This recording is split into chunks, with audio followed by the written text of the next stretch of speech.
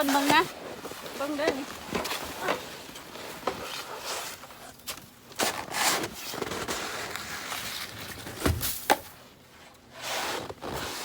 ปิดประตูนะว้าว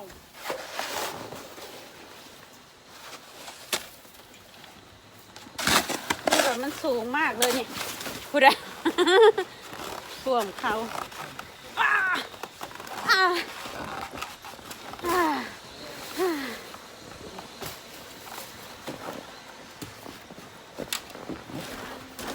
เฮ้ยเฮ้ย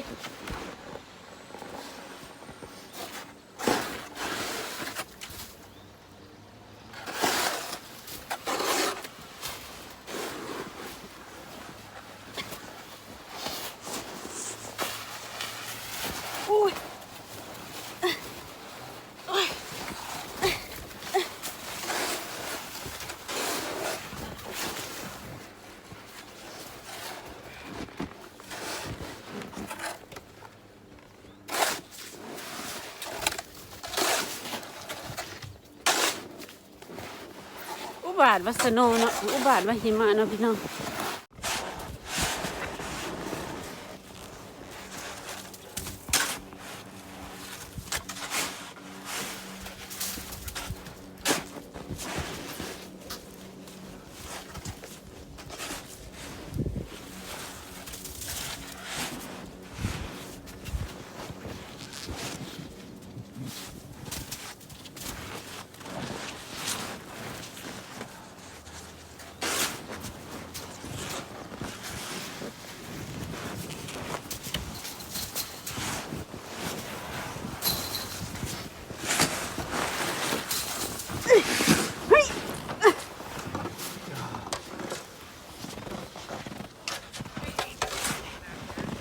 Darling, I like this.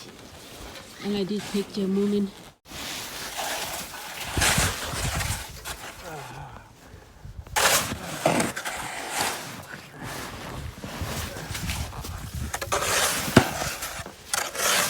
You want me to do it? No, I don't think that's because it's sweat. Yeah. That's why I'm in the middle here.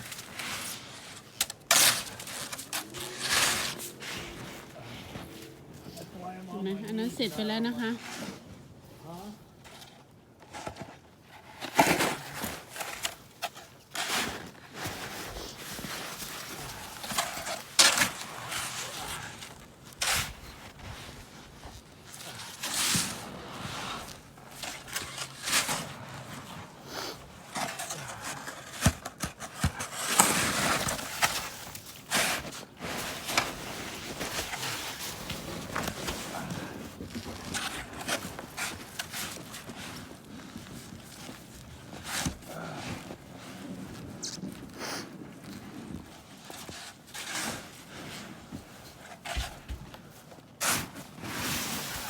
โอ้โห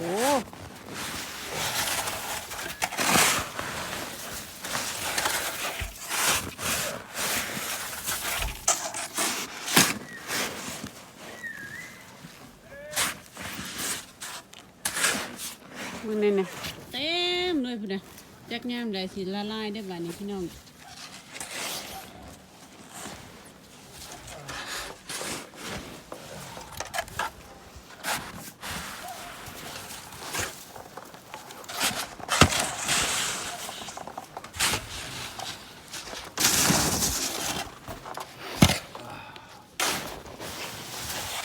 I'm rowing the boat. พายเรือ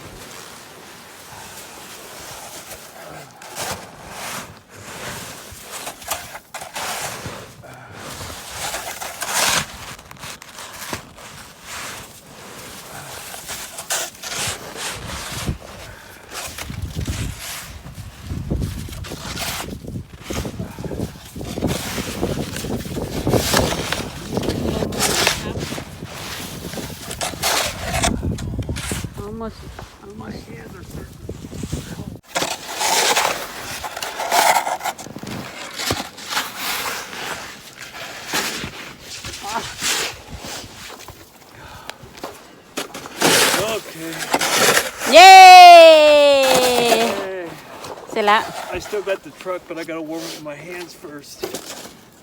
Okay. อ้าว Come on.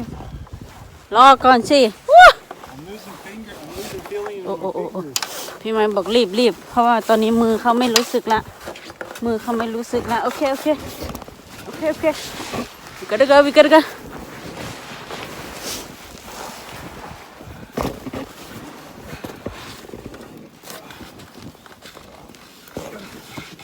อ้าว you want me to take this Yes, please. If you could.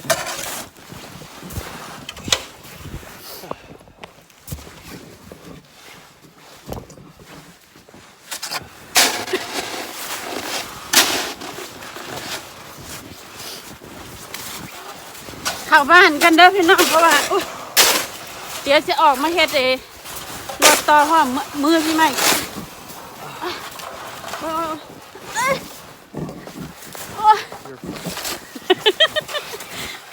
มือพี่ใหม่เย็นแล้วพี่น้องเดี๋ยวจะออกมาเฮ็ดรถต่อ Wow. Should we leave it here?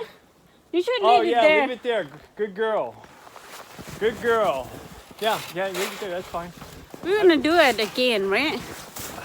You're not gonna use that? No. You said you're gonna do truck.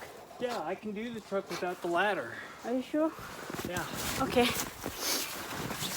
โอเคค่ะทุกคนยังไงคลิปนี้ผมคงต้องลาไปก่อนนะคะ ขอบคุณทุกคนที่เข้า I was gonna put มา the รับ ladder ชมนะคะ ขอให้ทุกคนมีวันที่ดีค่ะแล้วเดี๋ยว by ออก the มาอีก roof ค่ะ and measure for you.